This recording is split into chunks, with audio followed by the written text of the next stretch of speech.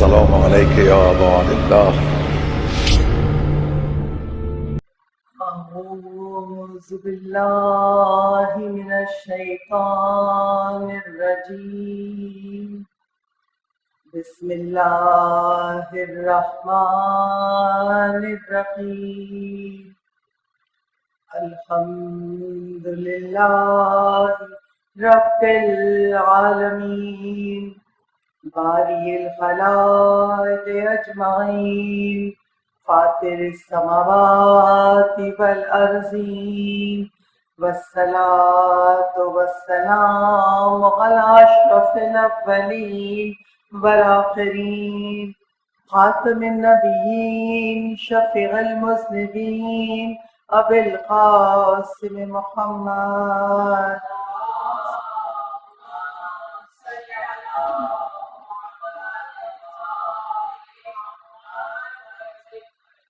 وعلى آله الطيبين الطاهرين المظلومين المعصومين ولعنة الله الدائمة الباقية وعلى أعدائهم وقتلتهم أجمعين من الآن إلى قيام يوم الدين.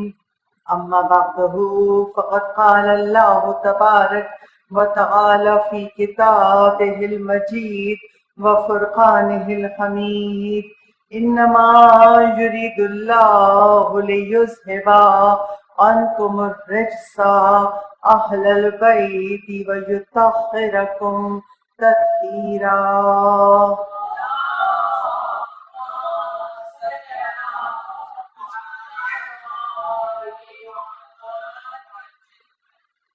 تمام تر تعریفیں اس خدائے بزرگ و برتر کے لیے ہیں جو سب سے بلند تر ہے، نہ جس سے پہلے کوئی اول تھا نہ جس کے بعد کوئی آخر ہوگا، اور وہ رحمتوں والا خدا ہے، وہ برکتوں والا خدا ہے، محبتوں والا خدا ہے، اور وہ ایسی محبت کرتا ہے کہ پروردگار عالم ہم سے اگر آج کوئی پوچھے کہ آپ کیوں اہل بیت سے محبت کرتے ہیں، آج کل بڑی جنگ ہے، لوگ اپنے طور سے اپنی عقل سے فیصلے کر کے کہ بھئی کون افضل ہے، اہل بیت افضل ہے، صحابہ افضل ہے، سوال بہت گردش کرتا ہے کیا کہ بھئی آپ اہل بیت سے محبت کیوں کرتے ہیں؟ بڑا آسان سا جواب ہے، ہم اہل بیت سے اس لیے محبت کرتے ہیں کہ خدا کہاں محبت کرتا ہے؟ پچھلی مجلس میں نے آپ کے سامنے بیان کیا، سورہ شورى کی آیت نمبر 23 میں پروردگار عالم ارشاد فرماتا ہے: قُلْ لَا أَسْأَلُكُمْ عَلَيْهِ أَجْرًا إِلَّا الْمَوَدَّةَ فِي الْقُرْبَى.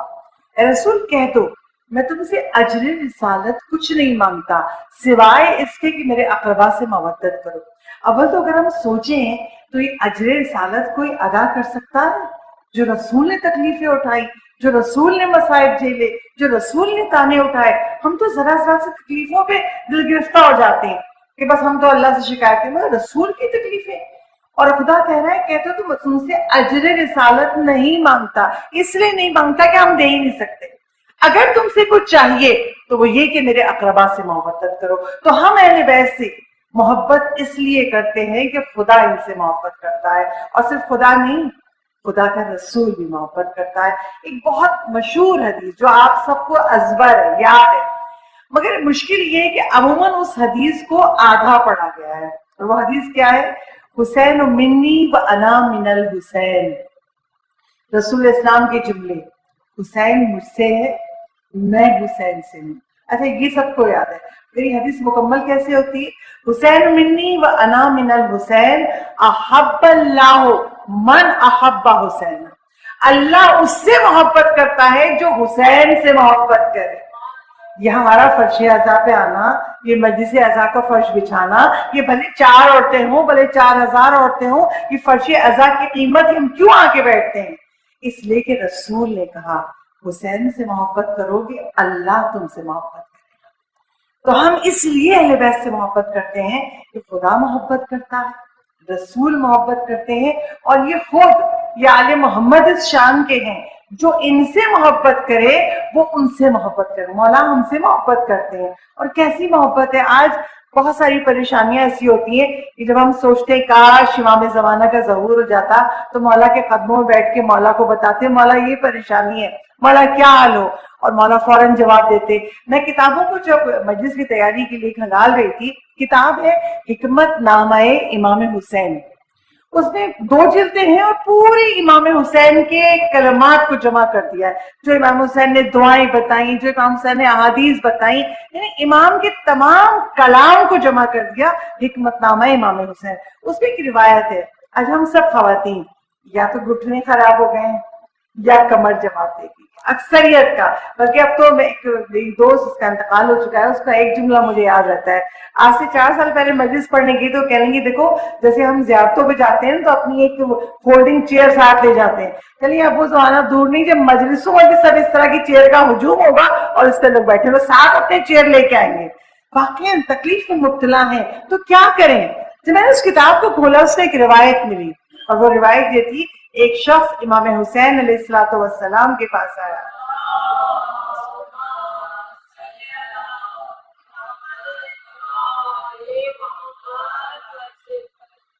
اور مولا حسین سے کہتے ہیں مولا میری کمر میں اتنی تکلیف ہے کہ میں نماز کے لیے اٹھ نہیں پاتا, بیٹھا ہوں جب نماز کے قیام کے لیے کھڑا ہونا چاہوں تو اٹھ نہیں پاتا. اور یقین جانیے آج ہم جو لوگ کرسیوں بیٹھ کے نماز پڑھتے ہیں نا, ایک چیز کو بہت مس کرتے ہیں, جو سر کو زمین پہ رکھ کے سجدے کی لذت ہے وہ پا ہی نہیں سکتا انسان. جتنا خدا کے آگے جھکتے جائیے آپ سجدے کی لذتوں کو پاتے جائیں گے. تو وہ شخص آ کے کہتا ہے مولا میری کمر میں اتنا درد ہے کہ میں نماز کے لیے بیٹھا ہوا ہوتا ہوں, کھڑا ہونا چاہتا ہوں تو کھڑا نہیں ہو پاتا.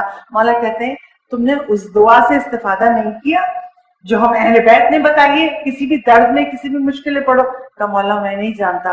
مولا کہتے ہیں سنو, جس جگہ پہ درد ہے اس جگہ, اب مولا کے الفاظ غور سے سنیے, جس جگہ پہ, یعنی فقط کمر کے لیے نہیں, کہیں پہ بھی اگر درد ہے, جس جگہ پہ درد ہے ہاتھ رکھو اور پڑھو بسم اللہ و باللہ. یہ تو جملے آسان ہے, بہت سارے دعا میں ہم پڑھتے ہیں بسم اللہ و باللہ والسلام علی رسول اللہ, چھوٹی سی بات ہے, اتنا سا پڑھا.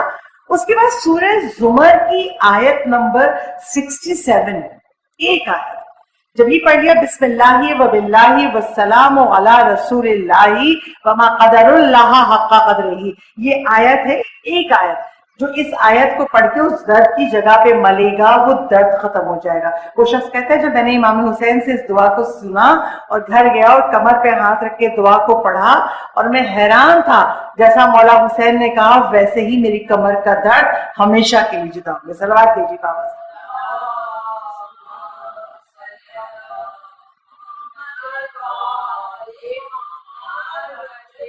بہت دفعہ ایسا ہوتا ہے کہ ہم لوگ کہتے ہیں یہ بھی پڑھ لیا یہ بھی پڑھ لیا, کیا کریں, درد نہیں جاتا. بات یہ ہے کہ ہمارے پاس طہارت زبان نہیں ہے.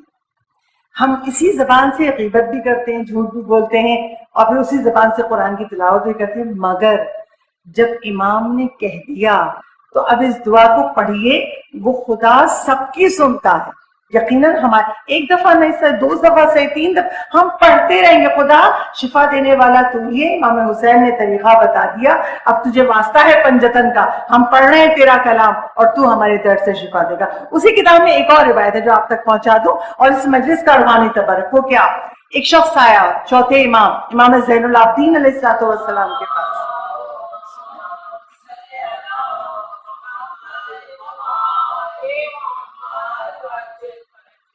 واقعی کہتے ہیں مولا میرے گھٹنوں میں بہت درد ہے, اور مولا اتنی تکلیف ہے کہ میں آپ کی زیارت کے لیے آنا چاہتا ہوں, میں چل نہیں پا رہا ہوتا, اتنا درد ہے. چوتھے امام کہتے ہیں تو نے میرے بابا کی دعا کو نہیں سنا؟ ہاں نہیں سنا, آپ بتا دیجئے. کہا میرے بابا حسین ابن علی کہتے تھے اگر گھٹنوں میں درد ہے ہاتھ رکھ کے سورہ فتح کی ابتدائی 7 آیتوں کو پڑھتے جاؤ اور ہاتھ سے مسلتے جاؤ، ہاتھ مس کرتے جاؤ، اور اول و آخر درود کے ساتھ. اور اگر تم سورہ فتح کی ان 7 آیتوں کو پڑھو گے تو پروردگار عالم تم کو شفا دے دے گا. وہ شخص کہتا ہے جب میں امام کی بارگاہ سے لوٹ کے گھر گیا اور میں نے سورہ فتح کی انہی 7 آیتوں کو پڑھنا شروع کیا تو پروردگار عالم نے اس کلام الہی کی برکت سے، معصومین کے واسطے کی برکت سے مجھے شفائے کلی عطا کر دی. صلوات کیجیے بابا سے.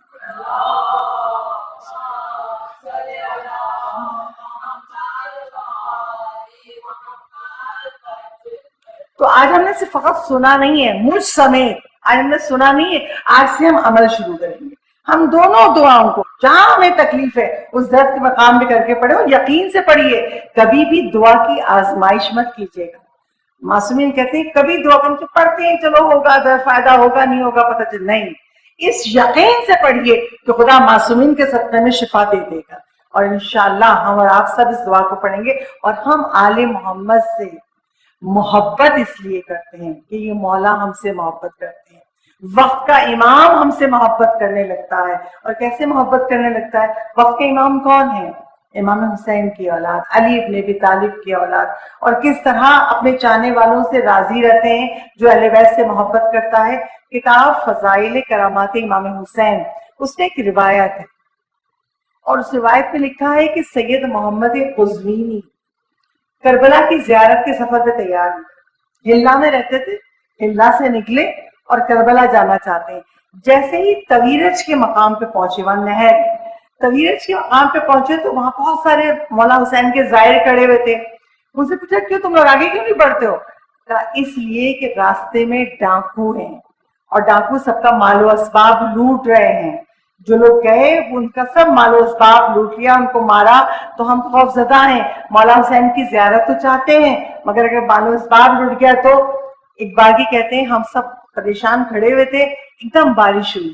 جب بارش ہوئی تو بارش میں خدا کہتا ہے کہ دعا مانگو، خدا دعا قبول کرتا ہے. سید محمد قزوینی کہتے ہیں میں نے ہاتھوں کو اٹھا کے آسمان کی طرف اور گڑ گڑا کے خدا سے دعا کی، خدا یہ زائر حسین کھڑے ہوئے ہیں، حسین جس سے تو محبت کرتا ہے، یہ اس کی زیارت کو جانا چاہتے ہیں. پروردگار عالم ان ڈاکوؤں کو دور کر دے، اس راستے سے دور کر دے تاکہ زائرین جا سکے. کہا میں نے معصومین کا واسطہ دے کر خدا کی بارگاہ میں سوال کیا. چند لمحے گزرے تھے، ایک گھڑ سوار آیا اور آ کے کہتا ہے آپ لوگ زائرین ہیں، آپ زیارت کا سفر کریں. اور ڈاکو راستے سے ہٹ گئے، محفوظ ہے راستہ. جب اس نے یہ کہا تو ابھی ہم پریشانی کرتے یہ شخص کون ہے اور کیوں ہمیں کہہ رہا ہے. ایک بار کی وہ سید محمد قزوینی کا نام لیتا ہے. قزوینی آپ آگے بڑھیے، مہدی قزوینی آپ آگے بڑھیے اور آپ آگے بڑھ کے سب کو گائیڈ کیجیے اور کربلا کا سفر کیجیے. سید مہدی قزوینی کہتے ہیں ہم آگے، ہمارے آگے وہ جو جوان تھا گھوڑ سوار، گھوڑے پہ سوار آگے آگے، ہم اس کے پیچھے پیچھے. اور راستہ طے کرتے کرتے جب ہم کربلا کے قریب پہنچے اچانک وہ گھوڑ سوار غائب ہو گیا. جب وہ غائب ہو گیا تو میں نے سمجھا یہ میرے وقت کے امام تھے جو ہمیں گائیڈ کر رہے ہیں. جب ہم کربلا کی سرحد پہ پہنچے تو جو پولیس والے جو سرحد والے تھے تم آ کیسے گئے؟ راستے میں تو ڈاکو لوٹ رہے تھے. تو جو قافلے میں زائرین تھے ان میں سے ایک زائر بولا جو کسان تھا، کا وجہ یہ کہ راستے میں جہاں ڈاکو کا خیمہ لگا تھا وہاں ایک گھڑ سوار آیا اور آگے اس نے ان کو کہا اگر تم نے زائر حسین کو تکلیف پہنچائی ختم کر دوں گا تم کو. اس کے جملوں میں اتنی تاثیر تھی کہ وہ خوف ان کے دل میں اتر گیا اور ایک بارگی وہ اس راستے کو چھوڑ کے چلے گئے. جب وہ راستے کو چھوڑ کے چلے گئے تو ہمارا قافلہ آرام سے زائر حسین کا کربلا پہنچ گیا. تو پوچھتے ہیں سید محمد مہدی قزوینی اس گھڑ سوار کا حلیہ کیا تھا؟ اب جو گھڑ سوار کا حلیہ بتایا تو وہ وہی حلیہ تھا جو آگے آگے ان کے گھڑ سوار چل رہا تھا. وہ کون تھا؟ وقت کے امام تھے، خود حفاظت کرنے آئے تھے. صلوات دیجیے بابا سے.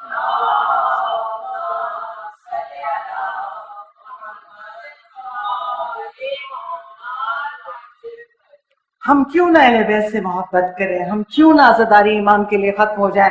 آج عزاداری کے دشمن پیدا ہو رہے ہیں، آج نہیں پیدا ہو رہے، ہر زمانے میں. ہم شیعوں کے لیے کوئی نئی بات نہیں ہے، ہم ازل سے دیکھ رہے ہیں جب سے واقع کربلا ہوا ہے عزاداری امام حسین کے دشمن تھے، ہیں اور رہیں گے. ہم گھبراتے کیوں نہیں؟ اس لیے کہ مولا ہمارے ساتھ ہیں. جب علی ابن ابی طالب نے کہہ دیا کہ ہم عزاداری کی حفاظت کروں، کب کہا مولا نے؟ مدینے میں ایک مرتبہ عزاداری میں پابندی رکھی جب مدینے میں عزاداری پابندی لگی تو جو لوگ گھروں میں عشرے کرتے تھے انہوں نے منع کر دیا کہ اب یہاں سے پولیس اٹھا کے لے جائے گی، جیلوں میں ڈال دے گی، تو جان کی حفاظت نہیں ہے۔ جب یہ اعلان محرم سے پہلے ہوا تھا، محرم کی جب چاند نکل آیا، کل پہلی محرم ہے، اب لوگ پریشان ہیں، اس سال مجلسیں نہیں ہوں گی، عشرے نہیں ہوں گے۔ ایک بار کی رات، آدھی رات گزر گئی، جس کے گھر میں عشرہ ہوتا تھا، کسی نے دروازہ کھٹکھٹایا۔ جب دروازہ کھٹکھٹایا، اس نے آدھی رات کون آتا ہے پتہ نہیں، پولیس نے چھاپا ڈال دیا، مجھے اٹھانا چاہتی ہے۔ جب دروازہ کھولا تو ایک شخص کھڑا تھا، کہا تم عزاداری کرو، کچھ نہیں ہوگا۔ کہا آپ کون ہیں؟ کہا مجھ سے نہ پوچھو میں کون ہوں، وہ جو سامنے گھڑ سوار کھڑے ہیں نا، وہ علی ابن ابی طالب ہیں، اور انہوں نے کہا ہے تم عزاداری کرو، حفاظت ہم کر رہے ہیں۔ تو جس عزاداری کی حفاظت علی ابن ابی طالب کرے، کون ہے جس عزاداری کو ختم کر دے؟ مگر ہمیں کیا کرنا ہے؟ ہمیں بھی تو کچھ کرنا ہے نا، ہمیں یہ کرنا ہے علی کے وہی چار نام، یا قاہر العدو، یا والی الولی، یا مظہر العجائب، یا مرتضی علی، اپنا معمول بنا لیجئے۔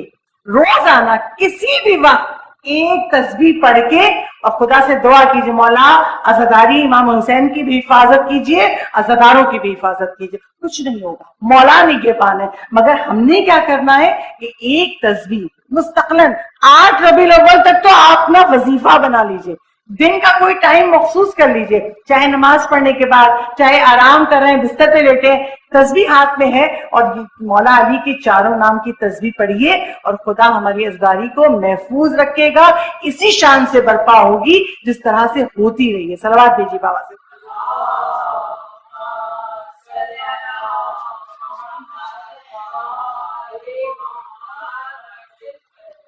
ہم اپنے مولا سے اس لیے محبت کرتے ہیں، خدا محبت کرتا ہے، رسول محبت کرتے ہیں، خود مولا محبت کرتے ہیں، اور کیسی محبت کرتے ہیں؟ چھٹے امام صادق آل محمد امام جعفر صادق علیہ السلام ارشاد فرماتے ہیں،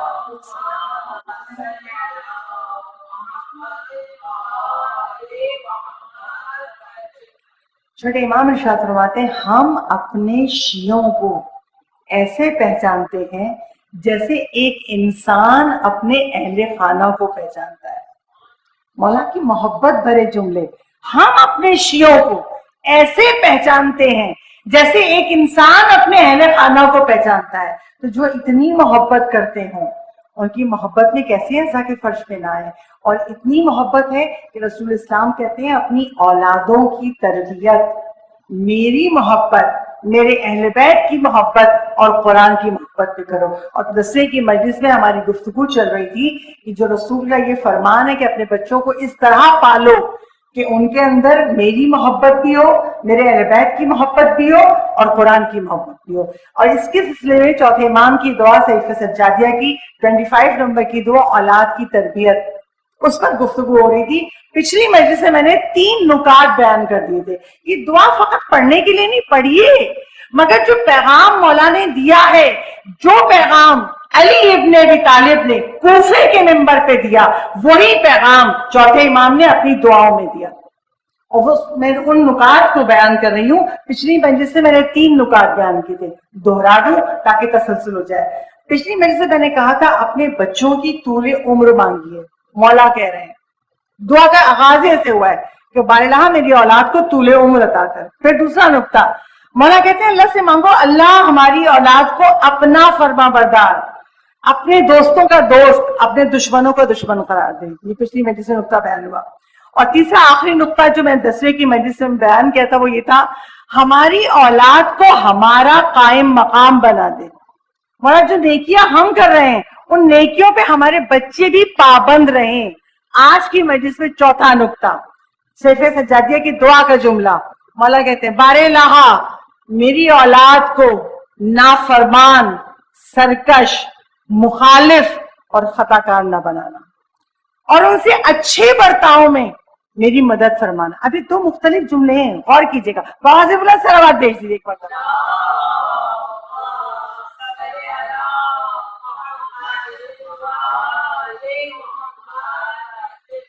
میری اولاد کو نافرمان، سرکش اور مخالف نہ بنانا۔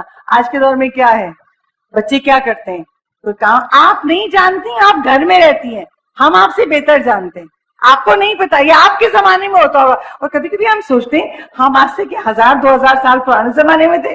جو بچے ہمارے کہتے ہیں آپ کے زمانے میں ہوتا تھا، آج کے زمانے میں نہیں ہوتا. اچھا اگر کسی سے غلطی ہو جائے، بچہ کوئی کام غلط کر رہا ہے اور ٹوک دیجئے تو جواب کیا ملتا ہے؟ کیوں؟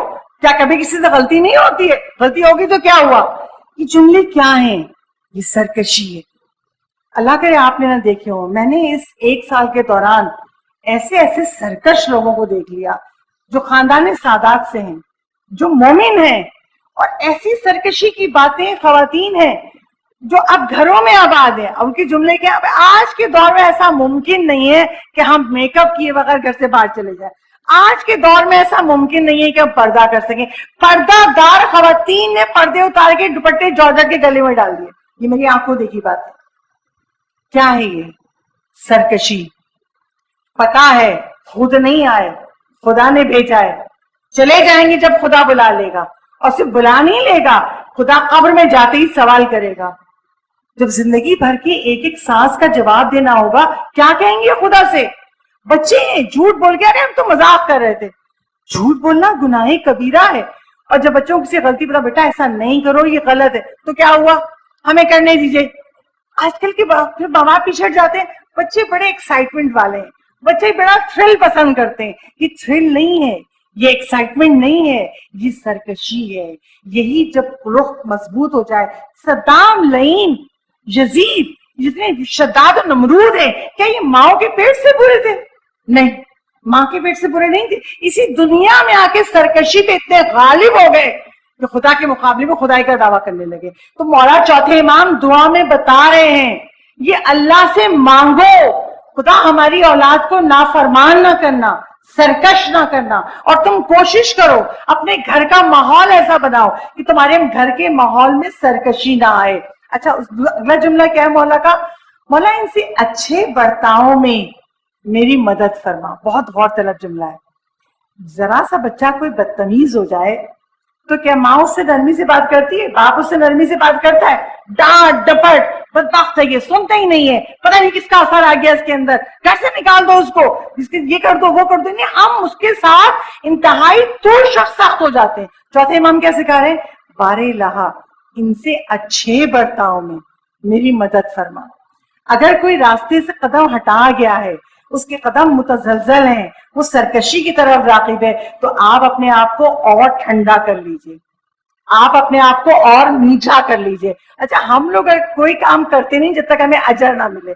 خدا ہم کو ہم سے بہتر جانتا ہے کہ اگر ہم اپنے جو چیز ہمیں اولاد سے چاہیے، فرمانبردار ہو جائے، ماں باپ جو کہہ رہے ہیں بات مانے. اچھا وہ بدتمیز ہو گیا، اولاد سرکش ہو گیا ہے، اب امام کہہ رہے ہیں تم اپنے رویے کو نرم کر لو. تو ہم اپنے رویے کو نرم کریں گے تو ہمیں کیا ملے گا؟ چوتھے امام، امام زین العابدین علیہ الصلوۃ والسلام.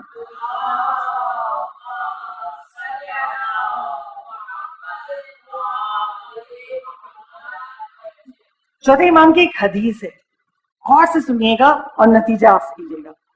چوتھے امام ارشاد فرماتے ہیں، جو یہ چاہتا ہے کہ میدان قیامت میں وہ اللہ کی رحمت کے سائے میں رہے، جو یہ چاہتا ہے میدان قیامت میں عرش اعلیٰ کے سائے میں رہے، جو یہ چاہتا ہے میدان قیامت میں اس کے دل میں خوف نہ ہو، اسے چاہیے 3 عمل کرے.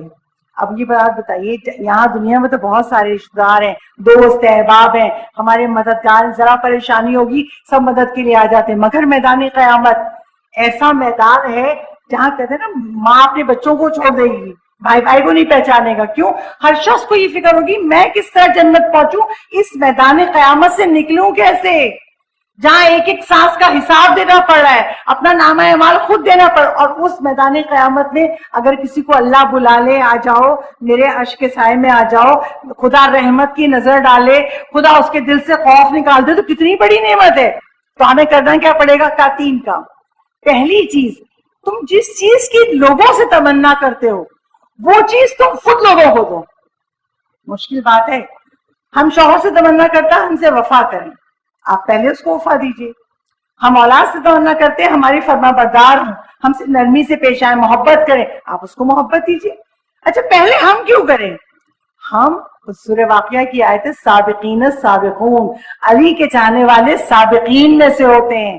نیکیوں میں پہل کرتے ہیں. تو جو آپ دوسروں سے چاہ رہے ہیں وہ آپ خود کیجئے, اور یقین جانیے جب ہم خود کریں گے, پتھر بھی کوئی ہوگا نا تو پگھل کے موم ہو جائے گا. آپ نیکی کی ابتدا خود کیجئے, مولا کا جملہ. دوسری چیز, کوئی کسی کام میں اس وقت تک ہاتھ نہ ڈالنا جب تک تمہیں یقین نہ ہو جائے اس کام میں اللہ کی اطاعت ہے, اور جس کام میں اللہ کی معصیت تو چھوڑ دینا. دوسری بات, زندگی میں اپنی ڈائری میں لکھیے اور یہ رول بنا لیجئے, ہمیں جس سے جو چاہیے ہم اس کو دیں گے, ہم پہل کریں گے. دوسری چیز, جس کام میں اللہ کی اطاعت ہوگی بس ہم وہی کام کریں گے. تیسری چیز, لوگوں کی عیب جوئی میں نہ لگے رہو, اپنے عیب ڈھونڈو, اپنے عیب ڈھونڈو, اپنے عیبوں کو دور کرو, لوگوں کی عیب جوئی نہ کرو. اگر ہم یہ 3 کام کریں, آخرت بخیر. اور امام نے دعا میں یہی جملے کہے کہ تم البارلہ اس سے اچھے برتاؤ میں میری مدد فرما. کیوں مدد فرما؟ جملہ کیوں؟ جب ہمیں غصہ آ جائے کسی پر, بیٹی پہ, بیٹے پہ, کسی پر غصہ آ جائے, ہم کیا کیا بول جاتے ہیں, ہمیں احساس نہیں. بعد میں بھلے محبت آئے گی, بعد میں احساس ہوگا ہم نے بہت زیادہ ڈانٹ دیا.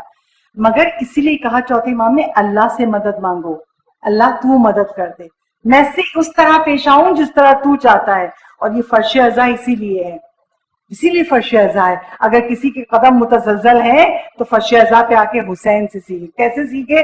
روایت میں ہے, امام حسین علیہ السلام, صلوات بھیجیے بابا.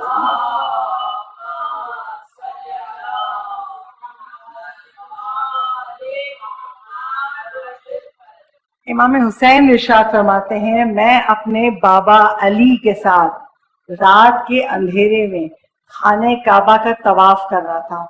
رات اندھیری تھی.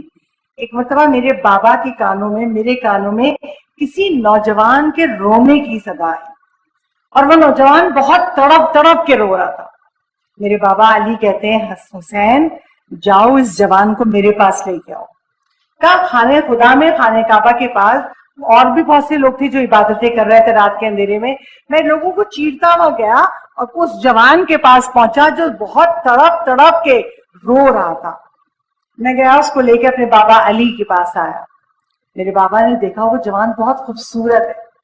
میرے بابا اس سے پوچھتے, کیا ہوا, اتنا تڑپ تڑپ کے تم گریا کر رہے ہو, کیا چاہیے تمہیں اللہ سے؟ تو مولا آپ کیوں پوچھتے ہیں؟ آپ نہ پوچھئے مولا, میں گناہگار ہوں, میں اپنے گناہوں کی سزا بھگت رہا ہوں. مولا کہتا نہیں, مجھے بتاؤ کیا ہوا تمہارے ساتھ. اچھا مولا تو نسلوں کا حال جانتے ہیں, کیوں پوچھ رہے تھے؟ اگر نہ پوچھتے تو ہم تک پیغام کیسے پہنچتا؟ تو مولا نے کہا مجھے بتاؤ واقعہ کیا ہوا ہے. وہ کہتا ہے کہ میں جوان تھا اور میں برے کاموں میں ملوث تھا. میرا باپ مجھے منع کرتا تھا مگر میں اپنے باپ کی بات نہیں مانتا تھا. کبھی کبھی میں اپنے باپ کو گالیاں بھی دے دیتا تھا. مجھے پتا چلا کہ میرے باپ کے پاس ایک صندوقچی ہے اور اس میں میرے باپ نے تھوڑی رقم جمع کر کے رکھی ہے. میں جو پیسوں کو لٹا چکا تھا باپ کے اور برے برے کاموں میں ملوث تھا, ایک مرتبہ صندوقچی کو کھولا, میرے باپ نے مجھے روکنا چاہا, میں نے اپنے باپ کا ہاتھ پکڑ کے جھٹکا دیا. میرا باپ جو زمین پہ گرا پورا تھا, اور میں نے اس صندوق میں سے وہ رقم نکالی اور رقم نکال میں رقم لے کے جانے لگا. میرا باپ رو رہا تھا اور میں خانہ کعبہ کے پاس جا کے مجھے بدوا ہوگا, تو میری کی کمائی کو لے کے جا رہا ہے, نہیں دے رہا, میں خانہ کعبہ کے پاس جا کے مجھے بدوا ہوگا. اور ایسے ہی میرے پاپا نے روزے رکھے, جب روزے رکھے نمازیں پڑھی تو ہمارے سفر تیار کیا اور خانہ کعبہ کی طرف بڑھا. کہا میں بھی اپنے باپ کے ساتھ تھا. جب میرے پاپا خانہ کعبہ کے قریب پہنچا, خانہ کعبہ کے غلاف کو پکڑ کے رو رو کے کہا, بارالہ اس جوان اولاد نے مجھے بہت دکھ دی ہے, خدائے اس پر بھی عذاب نازل کرا. میرے باپ کی دعا ابھی مکمل نہیں ہونے پائی تھی کہ میرے جسم کا ایک حصہ خشک ہو گیا, یعنی بالکل خشک ہو گیا, اس میں اتنی جان نہیں تھی. میں لنگڑا لنگڑا کے مولا اس لیے چل رہا ہوں کہ میرا ایک حصہ ختم ہو چکا ہے, خشک ہو چکا ہے. مولا کہتے ہیں نہ گھبراؤ. پھر کیا ہوا؟ کہ مولا پھر میں نے اپنے باپ سے معافی مانگی, بابا مجھے معاف کر دیجئے. مگر میرا بابا مجھے معاف کرنے پہ تیار نہیں تھا. 3 سال گزر گئے, میں اپنے باپ سے مسلسل معافی مانگتا رہا 3 سال تک. جب 3 سال گزر گئے تو میرے بابا کا دل کچھ نرم ہوا, میں نے اپنے بابا کو تیار کیا، بابا آپ اپنے خانہ کعبہ کے پاس بد دعا دی تھی نا، آپ چلیے خانہ کعبہ کے پاس، وہیں دعا کیجئے خدا میرے گناہوں کو معاف کر دے۔ میرا باپ راضی ہو گیا۔ اپنے باپ کو اونٹ پہ سوار کر کے میں مکے میں لا رہا تھا، راستے میں ایک صحرا پڑتا تھا، رات کا وقت تھا، ایک پرندہ اڑا تو میرا باپ جس اونٹ پہ تھا وہ اونٹ گھبرا گیا۔ اب جب اونٹ تیزی سے دوڑنے لگا، میرا باپ اس اونٹ سے گرا، سر پتھر سے ٹکرایا، مر گیا۔ میرے باپ کا انتقال ہو گیا، باپ کو وہیں دفنا دیا، اور مولا اب میں ہوں اور خانہ کعبہ ہے۔ میں گڑ گڑا کے مانگتا ہوں خدا میں بدبخت ہوں، میرے باپ کا بھی انتقال ہو گیا، مجھے معاف کرنے والا چلا گیا، میرے گناہوں کو بخش دیں۔ مولا علی کہتے ہیں نہ گھبراؤ، تمہاری مدد کے لیے ہم آتے ہیں۔ عزیزانو، یہ مولا علی کا جملہ فقط سامنے والے کے لیے نہیں تھا، ہم سب کے لیے تھا۔ ہم کسی مشکل میں گرفتار ہو، مولا علی کا واسطہ دیجئے، اور جس طرح مولا نے کہا ہے وہ عمل کیجئے، یقیناً خدا ہماری پریشانیوں کو دور کر دے گا۔ مولا کہتے ہیں میں مدد کرتا ہوں، مشکل دور ہو جائے گی۔ تو بتائیے، کہا مجھے رسول اللہ نے ایک دعا بتائی ہے، اور اس دعا میں اللہ کا اسم اعظم ہے، تم اس دعا کو پڑھو، اور خصوصاً شب عید الاضحیٰ یعنی جو 10 ذی الحجہ کی رات ہے، اس رات میں تم اس دعا کو پڑھنا، اور عید الاضحیٰ کے دن میرے پاس آنا۔ کچھ شخص کہتا ہے، مولا حسین کہتے ہیں جب میرے بابا نے دعا بتائی اور دعا کے فضائل بتائے، کیسا ہی درد ہو، کیسا ہی مرض ہو، کیسی ہی پریشانی ہو، فقر ہو، غربت ہو، تم یہ دعا پڑھو گے خدا تمہارے گناہوں کو بخش دے گا، مشکل آسان کر دے گا۔ امام حسین کہتے ہیں میں اس دعا کے فضائل سن کر بڑا خوش تھا۔ وہ جوان چلا گیا اور عید الاضحیٰ کے دن آیا اور یہ کہتا ہوا آیا، مولا آپ نے سچ کہا تھا، دعا قبول ہو گئی میری، خدا نے مجھے بخش دیا۔ اور اس نے اپنے جسم کو کھول کے دکھایا، چادر ہٹائی تو مولا دیکھتے بالکل صحتیاب ہو چکا ہے۔ مولا کہتی دیکھا خدا نے کہا ہے نا، کہا تجھے شفا کیسے ملی؟ کہا جب میں دعا پڑھ کے سو گیا، خواب میں رسول اسلام تشریف لائے، میرے جسم پہ ہاتھ پھیرتے جاتے تھے اور کہتے جاتے تھے تو نے خدا کے ذکر کو یاد رکھا، خدا نے تجھ کو شفا دے دی۔ صلوات دیجیے بابا۔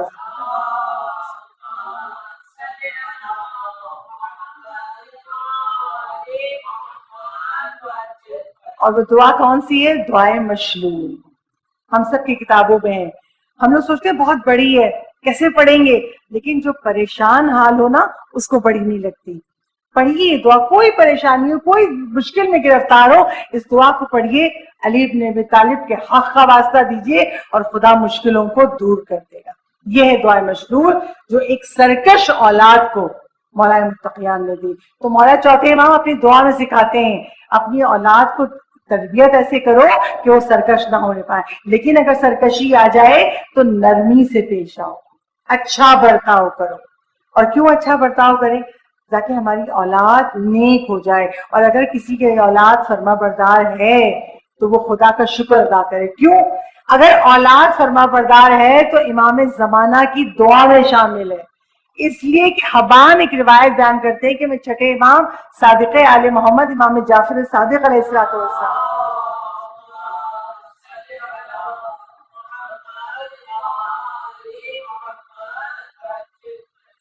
حبان کہتے ہیں کہ میں آیا چھٹے امام کی خدمت میں اور امام سے کہتا ہوں مولا میرا بیٹا بڑا فرما بردار ہے، میرا بڑا خیال رکھتا ہے۔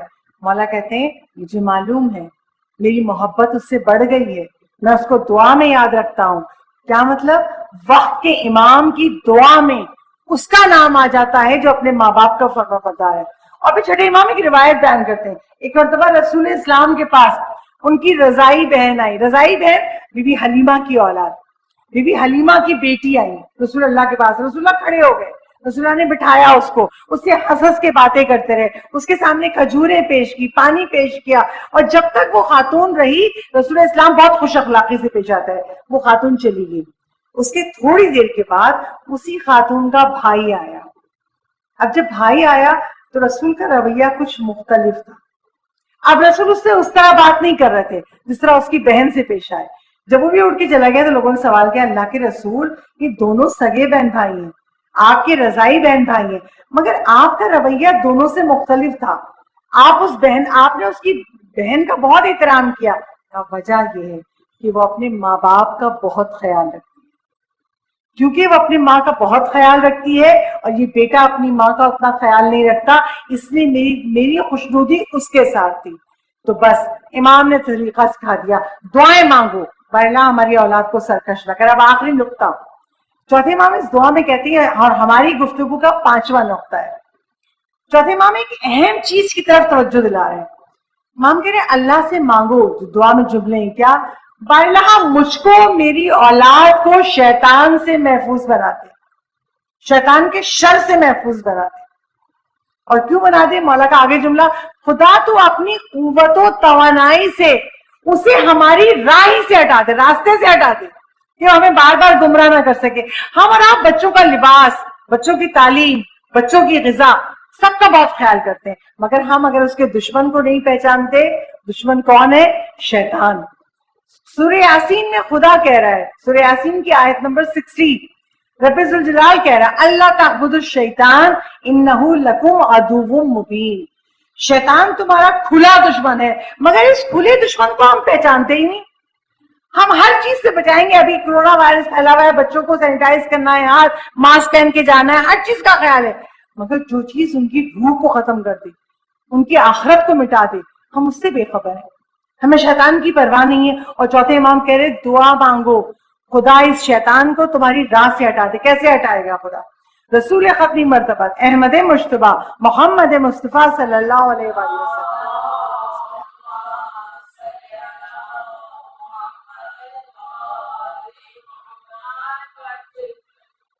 رسول اسلام ارشاد فرماتے اپنے صحابیوں کے درمیان بیٹھے ہوئے, اور یہ جو 5 پوائنٹس ہیں نا, یہ ہمیں حفظ ہو جانے چاہیے تاکہ ہم اپنے بچوں کو, بچوں کے بچوں کو یہ بات سکھا سکیں. رسول خدا کہتے ہیں میں تمہیں ایسی بات بتاؤں کہ شیطان تم سے دور ہو جائے. کہ ایسا کیسے ممکن ہے رسول اللہ, شیطان تو بہکاتا ہے, وسوسہ ڈالتا ہے. کہ میں بتاتا ہوں. پہلی چیز رسول پاک کو بتائی, پہلی چیز اگر تم اول وقت نماز پڑھو گے شیطان تم سے ڈرا رہے گا. ہم سب اس سے کہہ رہے ہیں شیطان سے, ہم نیکی کرنا چاہتے ہیں مگر شیطان ہمیں گمراہ کرتا ہے. رسول کہتے ہیں اگر تم اول وقت نماز پڑھو گے شیطان تم سے ڈرا رہے گا.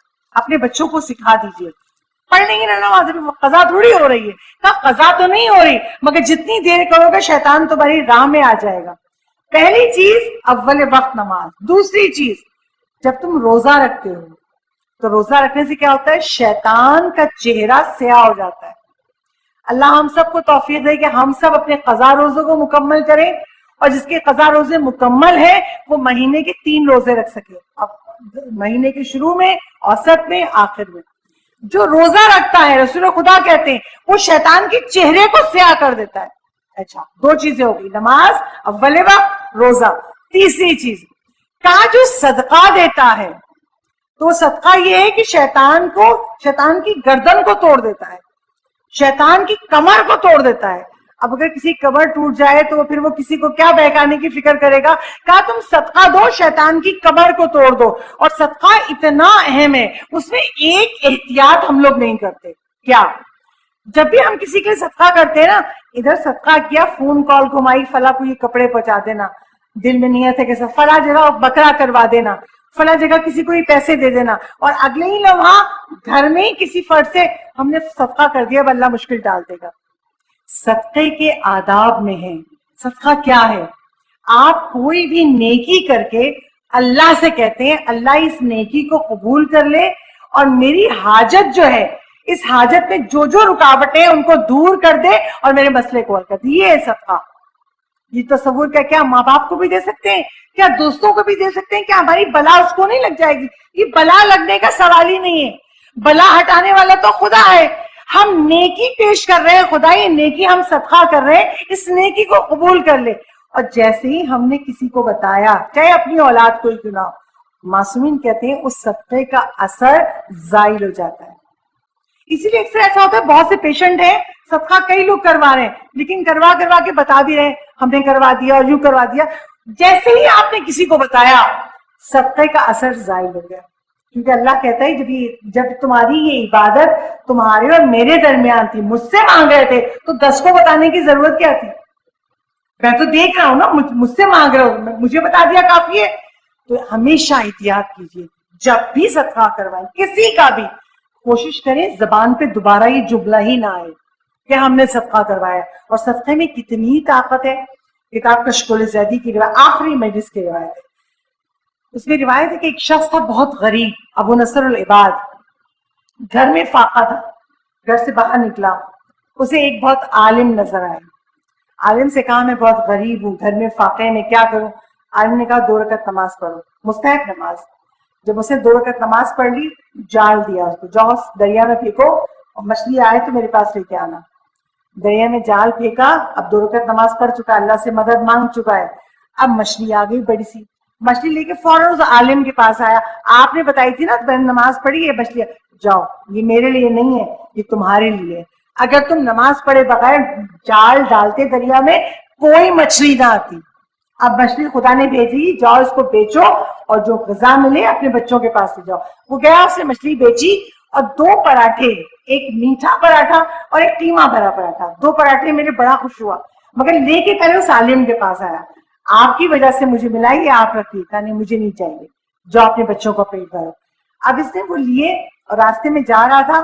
گھر پہنچنے سے پہلے راستے میں ایک عورت بیٹھی ہے اور عورت کے ساتھ اس کے بچے بیٹھے، بھوکے ہیں، رو رہے ہیں زار و قطار. جب دیکھا تو ایک مرتبہ ذہن میں سوال، کوئی اور ہوتا آج کے دور کا، میرے بچے 3 دن کے بھوکے ہیں، پہلے میں اپنے بچوں کی بھوک پیاس مٹا لوں پھر کسی اور کا سوچوں گا. نہیں، اس نے سوچا میرے بچے، میری بیوی بھوکی، یہ عورت بھی بھوکی، اس کے بچے بھوکے، فرق کیا ہے؟ یہ بھی اللہ کے بندے، وہ بھی اللہ کے بندے. اس نے وہ دونوں پراٹھے اٹھا کے، وہ عورت جس کی آنکھوں سے آنسو گر رہے تھے، اس عورت کو دیے گا تم بھی کھاؤ، اپنے بچوں کو بھی کھلاؤ. اور یہ کہہ کے سر جھکا کے اپنے گھر جانے لگا. جیسے ہی گھر جانے لگا تو فکر مند ہے بیوی کو کیا جواب دوں گا. ایک شخص ڈھونڈتا ہوا آیا، ابو نصر کہاں ہے، ابو نصر کہاں ہے؟ لوگوں نے کہا کھڑا تو ہے، جا تو رہے. اس کے پاس ہے، کہا میں تم کو کب سے ڈھونڈ رہا تھا، تمہارے باپ نے 30,000 درہم میرے پاس رکھوائے تھے اور یہ نہیں بتایا تھا کہ کیا کرنا ہے. تم کو کافی عرصے سے ڈھونڈ رہا ہوں، یہ لو اپنی رقم. وہ شخص حیران ہے، میں نے ابھی صدقہ کیا اور خدا نے مجھے مالدار کر دیا. کہا ایک مرتبہ وہ اتنا مالدار ہو گیا، گھروں کا مالک بن گیا. کہا ایک مرتبہ رات کو سو رہا تھا، خواب میں دیکھا میدان قیامت ہے. میدان قیامت میں جب اسے لایا گیا، ترازو سامنے رکھا گیا، اس کی نیکیاں رکھی جا رہی تھی، نیکیاں کرتا تھا تو بھی خدا اس کو دے رہا تھا، مگر جب نیکیوں کا پلڑا دیکھا تو ہلکا تھا اور گناہوں کا پلڑا بھاری تھا. اچھا بھاری کیوں تھا؟ نیکیاں بھی تو ہم لوگ کرتے ہیں، مسئلہ یہ ہے گناہ کر کے اب وہ تو ہمیں پتہ ہی نہیں چلتا ہم نے گناہ کب کر دیا، کس کو کیا بول دیا، کس کو کیا کہہ دیا. اب وہ تو ہم گناہوں کو کاؤنٹ ہی نہیں کرتے، اگر کاؤنٹ کریں تو گناہ زیادہ کرتے ہیں. اور یہی وجہ ہے کہ جب میدان قیامت میں گناہ رکھے جائیں گے تو اللہ اتنا بڑا انبار کیسے. اب وہ پریشان ہیں، نیکیاں کم ہیں، تو خدا نے کہا اس کی کوئی اور امانت ہے؟ تو ملک کہتا ہے ہاں اس کی امانت ہے. اس عورت کے آنسو، جس وقت اس نے پراٹھے دیے تھے، وہ آنسو لا کے اس پراٹھے میں رکھ دیے. جیسے آنسو لا کے اس پراٹھے میں رکھ کے پراٹھا تھوڑا بھاری ہوا. کہا اس نے 2 پراٹھے ان غریبوں کو خدا تیرے لیے دیے تھے، یہ فقط نیکی تیرے لیے تھی. خدا نے کہا لا کے وہ 2 پراٹھے اس آنکھوں پہ رکھ دو. جیسے ہی وہ رکھا، نیکیوں کا پلڑا اتنا بھاری ہو گیا کہ وہ جنت کے قابل ہوئی، آنکھ کھل گئی. تو پتہ یہ چلا کہ ہم صدقہ دیں مگر احتیاط کریں، اپنی اولاد کو صدقہ دینا سکھائیں. تو پہلی چیز اول وقت نماز، دوسری چیز روزہ، تیسری چیز صدقہ، چوتھی چیز جو کام کریں فقط خدا کے لیے. ہم کچھ بھی گھر میں کچھ کر رہے ہیں، گھر سے باہر کچھ کر رہے ہیں، کچھ بھی مجلس میں آئے ہیں فقط خدا کے لیے، اللہ کے لیے. یہ اللہ کو پسند ہے مجلس میں آنا، اللہ کو پسند ہے حسین پہ رونا.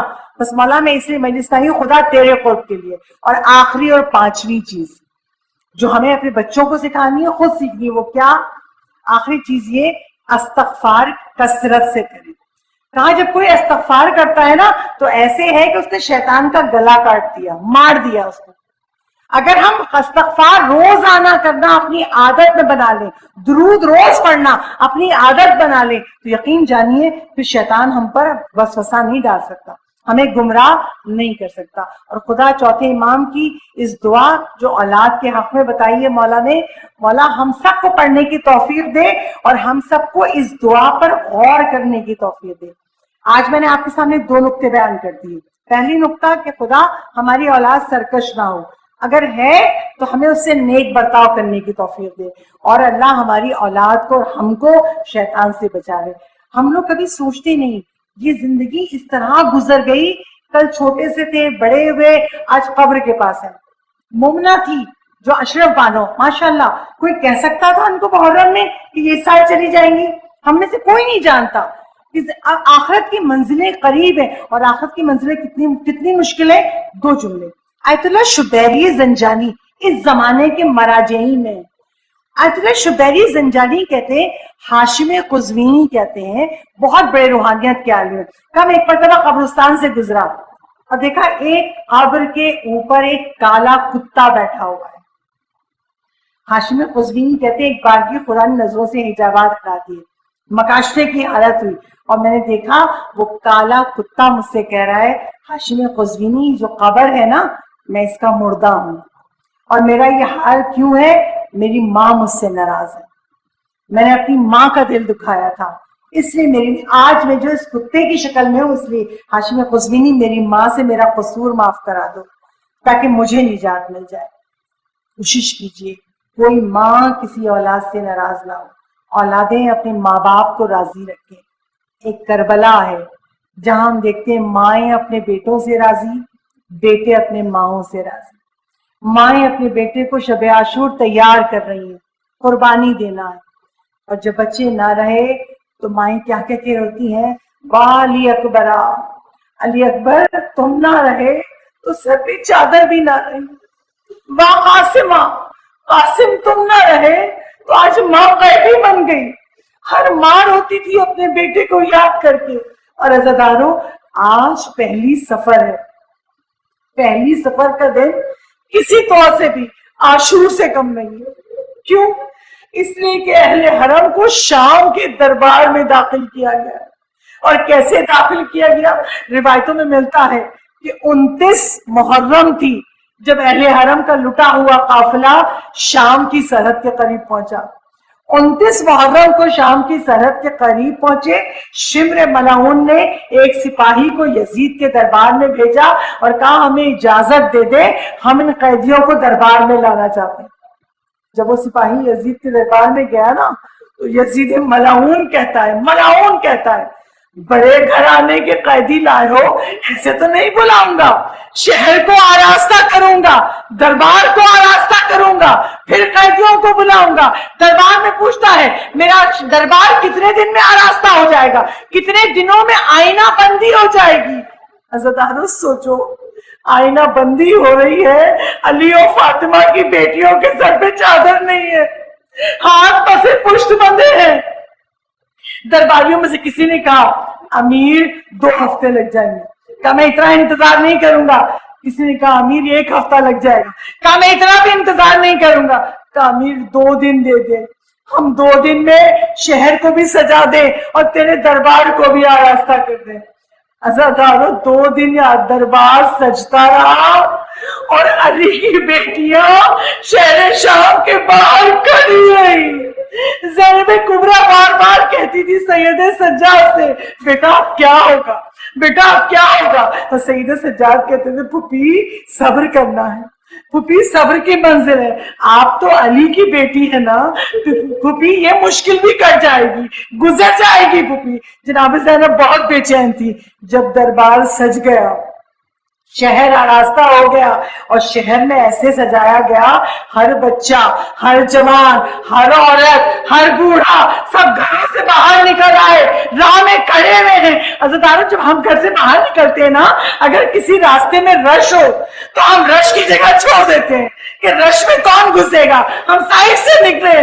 مگر آئے میری بیٹیاں, جب اہل حرم کے قیدیوں کو شام میں داخل کیا گیا, اسی بڑے مجمع سے گزارا گیا. کوئی پتھر مارتا تھا, کوئی آگ پھینکتا تھا, کوئی برا بھلا کہتا تھا. سب کو پتا تھا یہ باغی ہیں, یہ امیر کے باغی ہیں. امیر نے شکست دے دی.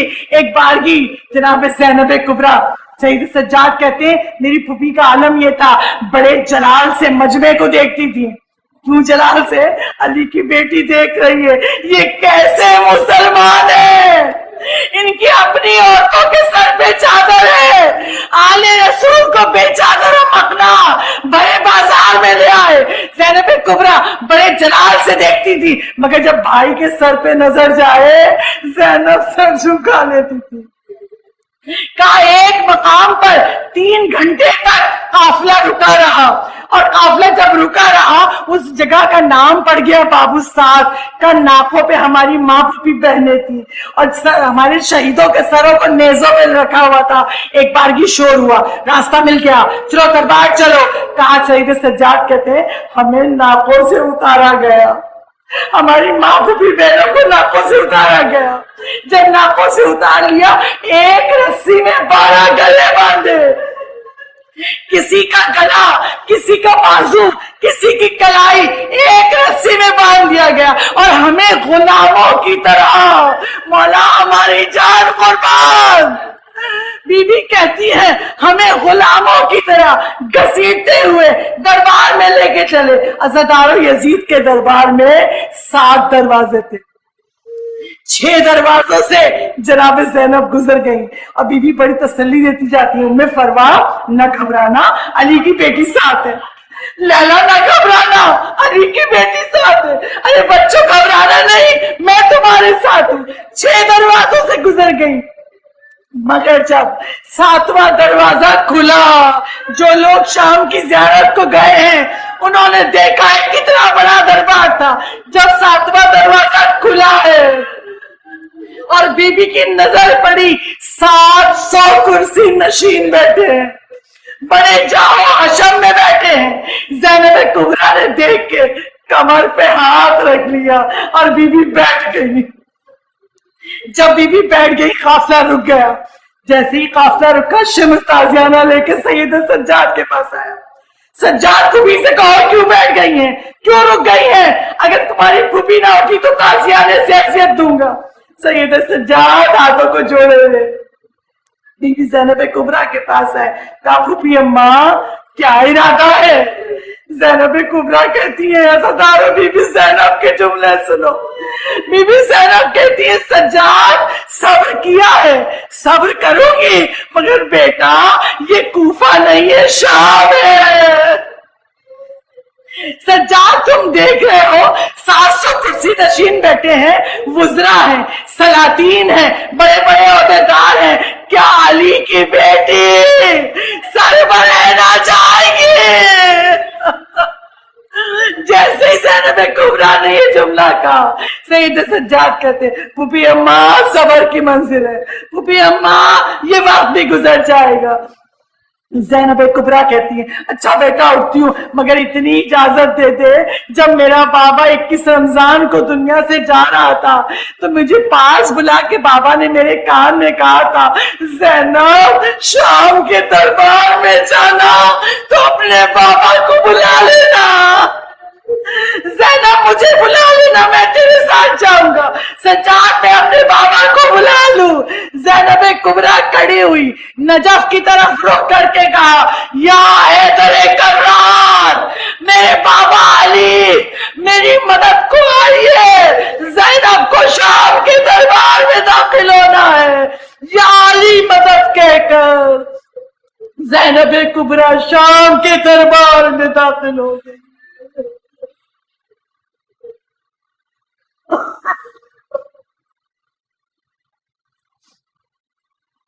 لعنت اللہ علی القوم الظالمین وسيعلم الذین ظلموا أي منقلب ينقلبون۔ بار اللہ تجھے آل محمد کے مصائب کا واسطہ ہماری اس قلیل عبادت کو ہم سے قبول فرما لے۔ معبود تو اہل حرم کے مصائب کے صدقے میں ہم سب کے تمام گناہان کبیرہ و صغیرہ معاف فرما دے۔ خدایا تجھے واسطہ سید سجاد کی بے کسی کا، تجھے واسطہ زینب کبریٰ کی مظلومیت کا، ان مظلومیت کربلا کے صدقے میں پروردگار امام زمانہ کے ظہور میں تعجیل فرما دے۔ ہم سب کو امام کے انصار و اوان میں شامل فرما۔ خدا یہ سب مومنات حاجت مند ہیں، ان سب کی دلی حاجات کو پورا فرما دے۔ جو لا ولد ہے اسے اولاد عطا کر دے، جو اولاد والے ہیں خدا ان کی اولاد کو نیک صالح بنا دے۔ پر اللہ جن کے بچے بڑے ہو گئے ان کو اچھے بر عطا کر دے، بے گھر کو گھر عطا کر دے، جن کا رزق تنگ ہو گیا رزق میں برکت دے دے۔ پر اللہ عزاداری امام حسین کی حفاظت فرما، ہمارے عزاداروں کی حفاظت فرما، ہمارے علماء کی حفاظت فرما، ہمارے مقدس مقامات ائمہ کے روضوں کی حفاظت فرما، خدایا ملک پاکستان کی حفاظت فرما، اور بار الہ جب امام زمانہ ظہور فرمائیں اور صدا دیں تو لبیک کہنے والوں میں ہم سب آ جاتے ہیں۔ ربنا تقبل منا انک انت السمیع